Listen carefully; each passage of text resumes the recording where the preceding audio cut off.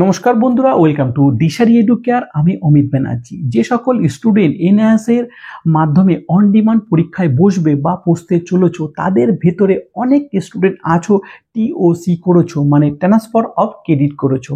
তো transfer of credit করলে কিন্তু তোমাদের অরিজিনাল ফেল মার্কশিট তোমাদের এনআইএস এর হেডকোয়ার্টারে কিন্তু পাঠাতে হবে। তো এই অরিজিনাল ফেল মার্কশিট কিভাবে পাঠাবে, তার সাথে কোন কোন ডকুমেন্টস তোমাকে পাঠাতে হবে, কোন সময়ের মধ্যে পাঠাতে হবে, কিভাবে পাঠাবে, সমস্ত কিছু আজকের এই ভিডিওতে স্টেপ বাই স্টেপ তোমাদের সামনে তুলে ধরবো।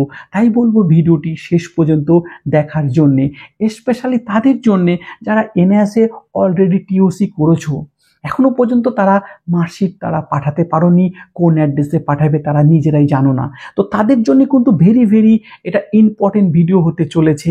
তো ভিডিওটি দয়া করে শেষ পর্যন্ত দেখার জন্য বলবো, যাতে তোমাদের অরিজিনাল মার্কশিটটা সঠিক পদ্ধতিতে সঠিক জায়গায় পৌঁছায়, যাতে তোমাদের বছরটা নষ্ট না হয়।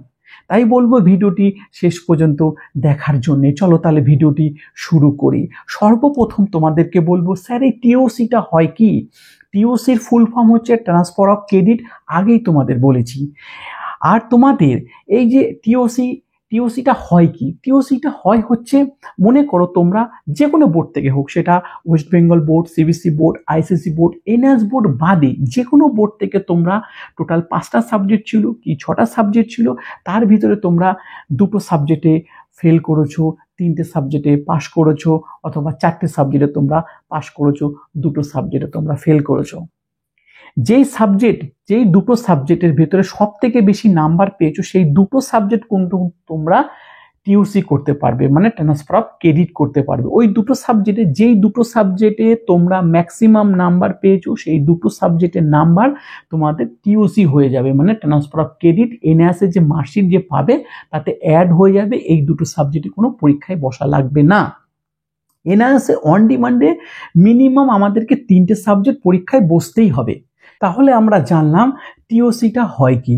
এবার আমরা জানবো এই টিওসির জন্য আমাদের এনআইএস এর হেড অফিসে আমাদের অরিজিনাল মার্কশিট পাঠাতে হবে। তো আমরা অরিজিনাল মার্কশিটের সাথে সাথে আর কি কি ডকুমেন্টস পাঠাতে হবে, টিওসি করার জন্য আমাদের যে অরিজিনাল ফেল মার্কশিট এনআইএস এর হেডকোয়ার্টারে পাঠাতে হবে, এটা কবের ভেতরে পাঠাতে হবে? যখন তোমাদের অ্যাডমিশনটা কনফার্ম হয়ে যাবে, যখন এনরোলমেন্ট নাম্বার জেনারেট হয়ে যাবে, তারপরে কিন্তু তোমরা তোমাদের অরিজিনাল ফেল মার্কশিট কিন্তু এনআইএস এর হেডকোয়ার্টারে পাঠাতে পারবে। এই অরিজিনাল ফেল মার্কশিটের সাথে সাথে আর কি কি ডকুমেন্টস পাঠাতে হবে না, তোমাদের স্টুডেন্ট আই কার্ড। এই স্টুডেন্ট আই কার্ড তোমরা প্রিন্ট আউট বার করে একটা জেরক্স করে এইখানটা করে সিগনেচার করবে, এক। সেকেন্ড হচ্ছে তোমাদের অ্যাডমিশন ফর্ম। এই অ্যাডমিশন ফর্ম তোমরা কিন্তু প্রিন্ট আউট বার করে এইখানটা করে সিগনেচার করে এটাকেও কিন্তু পাঠাতে হবে অরিজিনাল ফেল মার্কশিটের সাথে। তারপরে তোমরা যে অন ডিমান্ডে পরীক্ষায় বসছো, যে থিওরি যে হল টিকিট আছে, এই হল টিকিটটাও প্রিন্ট আউট বার করে এখানে সিগনেচার করবে। তারপরে হচ্ছে তোমাদের যে আধার কার্ডটা আছে, সেই আধার কার্ডটা কিন্তু প্রিন্ট আউট বার করে জেরক্স করে এখানে সিগনেচার করবে। এবং তার সাথে এগুলো তো, এই যে 4টে ডকুমেন্টস দিলাম, এগুলো সাপোর্টিং ডকুমেন্টস। এরপরে তোমাদের যে অরিজিনাল যে ফেল মার্কশিটটা আছে, সেটাকে কিন্তু তোমাদেরকে অরিজিনালি কিন্তু পাঠাতে হবে এনআইএস এর হেডকোয়ার্টারে। তাহলে আমরা কি জানলাম? I card, admission form, theory হল টিকিট, আধার কার্ড এবং অরিজিনাল ফেল মার্কশিট, এগুলোকে আমাদের এনআইএস এর হেডকোয়ার্টারে পাঠাতে হবে। কিন্তু তার আগে আমাদের যে অরিজিনাল যে মার্কশিটটা আছে, তার পেছনে আমাদেরকে কিছু কাজ করতে হবে। সেটা হচ্ছে, অরিজিনাল মার্কশিটের পেছনে দেখো লেখা আছে স্টুডেন্ট নেম, তারপরে দেখো লেখা আছে এনরোলমেন্ট নাম্বার, তারপরে দেখো লেখা আছে ডিওবি মানে ডেট অফ বার্থ, তারপরে দেখো লেখা আছে আধার কার্ড নাম্বার, তারপরে মোবাইল নাম্বার, তারপরে ভিলেজ, পোস্ট, পিএস, নেয়ার ল্যান্ডমার্ক, ডিস্ট্রিক্ট এবং ওয়েস্ট বেঙ্গল। এটা কিন্তু লিখে, কম্পিউটার ওয়াইজ লিখে তোমরা এটাকে সেলুটিউব দিয়ে, এর উপরে পেন দিয়ে লিখতে যাবে না, মার্কার দিয়ে লিখতে যাবে না, তোমরা সাদা কাগজের উপরে লিখে এটাকে সেলুটিউব দিয়ে মেরে এই সমস্ত ডকুমেন্টসগুলোকে তোমরা এনআইএস এর হেডকোয়ার্টারে পাঠাবে। এই হেডকোয়ার্টারে যখন কিভাবে পাঠাবে? হেডকোয়ার্টারে যখন তোমরা এই সমস্ত ডকুমেন্টসগুলো যখন তোমরা পাঠাবে, আমি তোমাদের দেখিনি, যখন তোমরা এই এনএস সমস্ত ডকুমেন্ট যখন হেডকোয়ার্টারে পাঠাবে, কোন অ্যাড্রেসে পাঠাবে আমি স্ক্রিনে দেখো তোমাদের সামনে সেই এনএস হেডকোয়ার্টারের অফিসের অ্যাড্রেস তোমাদেরকে আমি তুলে ধরছি। 2 হচ্ছে এনএস এর হেডকোয়ার্টার অফিসের অ্যাড্রেস, ফর্মে তোমাদের বাড়ির প্রপার অ্যাড্রেস, যেখানে যেভাবে এনএসএ আমরা অ্যাডমিশন করছি সেই অ্যাড্রেসটা, প্রপার অ্যাড্রেসটা কিন্তু দিতে হবে, নাহলে কিন্তু এনএস থেকে কিন্তু তোমরা মার্কশিট কিন্তু পাবে না। তাই বলবো নিজেদের অ্যাড্রেসটাও ঠিক দেবে। এনএস হেডকোয়ার্টারের অ্যাড্রেস আমি অলরেডি স্ক্রিনে তোমাদের সামনে তুলে ধরেছি। কিভাবে পাঠাবে তোমরা শুধুমাত্র স্পিড পোস্ট করবে, কোনো কুরিয়ার করবে না। স্যার আমার বাড়ির থেকে পোস্ট অফিস অনেক দূরে, আমার বাড়ির পাশে ডিটিডিসি কুরিয়ার আছে বা অমুক কুরিয়ার আছে, আমরা কুরিয়ারের মাধ্যমে পাঠালে হবে না। কুরিয়ারের মাধ্যমে পাঠালে কিন্তু হবে না, তোমাদেরকে স্পিড পোস্টই করতে হবে। স্পিড পোস্ট করবে তবেই কিন্তু, এবং স্পিড পোস্ট করলে তবেই একটা অ্যাকনলেজমেন্ট নাম্বার দেবে, সেই নাম্বারটা রেখে দেবে। স্যার আমরা কি করে জানবো যে আমাদের এনএস থেকে অরিজিনাল মার্কশিট ওখানে জমা হয়েছে কিনা? তোমরা জমা করার 15 থেকে 20 দিনের ভেতরে এনএস থেকে কিন্তু একটা নোটিফিকেশন আসে যে submit for your TOC marksheet.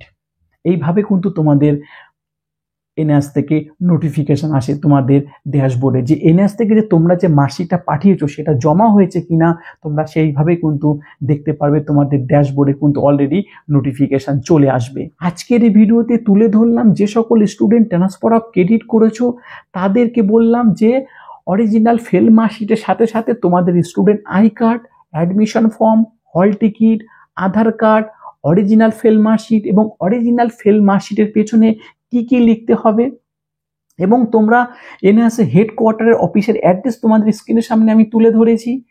2 and form, 2তে হচ্ছে এনএস এর অফিস, ফর্মে হচ্ছে তোমাদের বাড়ির প্রপার অ্যাড্রেস দিতে হবে, নাহলে কিন্তু অরিজিনাল মার্কশিট তোমরা কিন্তু এনএস থেকে পাবে না। গেল এটা।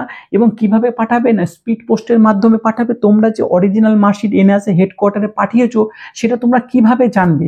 তার জন্য তোমাদের 10 থেকে 15 দিন পরে এনএস এর তোমাদের যে ড্যাশবোর্ড আছে, ড্যাশবোর্ডে কিন্তু নোটিফিকেশন চলে আসে যে এনএস থেকে যে তোমাদের যে ফেল মার্কশিট পাঠিয়েছো সেটা কিন্তু এনএস এ কিন্তু সাবমিট হয়ে গিয়েছে, সেটা কিন্তু দেখা যায়। তোমরা সেইভাবে কিন্তু চেক করতে পারবে। তাহলে আজকের এই ভিডিওটা এই পর্যন্ত। যদি ভিডিওটি তোমাদের গুরুত্বপূর্ণ তথ্য লেগে থাকে তবেই বলবো ভিডিওটিকে লাইক করতে, শেয়ার করতে, কমেন্ট করতে, আর আমার চ্যানেলে যদি নতুন এসে থাকো তাহলে চ্যানেলটিকে সাবস্ক্রাইব করে নোটিফিকেশন বেলটিকে অন করে রাখার জন্য। আর এনএস রিলেটেড কোন টপিকের উপরে চাইছো যে আমরা ভিডিও তৈরি করি, যেই বিষয় নিয়ে তোমাদের মনের ভিতরে আশঙ্কা রয়েছে, বা স্যার আমি এটা বুঝতে পারছি না, ওইটা বুঝতে পারছি না, কমেন্ট তো অবশ্যই করবে। তোমরা যদি মেজর কোনো প্রবলেম হয় অবশ্যই আমরা সেই বিষয় নিয়ে কিন্তু ভিডিও নিয়ে চলে আসব। আর আমাদের এই ভিডিও 19,000 লোক আমাদের পরিবারের সাথে যুক্ত, দিশারি এডুকেয়ারের 19,000 লোক কিন্তু আজকে আমাদের সাথে যুক্ত হয়েছে। আর তোমাদের ভরসা, আমাদের বিশ্বাস, এই দুটোই নিয়ে কিন্তু আমাদের এই দিশারি এডুকেয়ার। তো অসংখ্য ধন্যবাদ তোমাদেরকে যারা আমাদের চ্যানেলটিকে এত সাপোর্ট করেছো।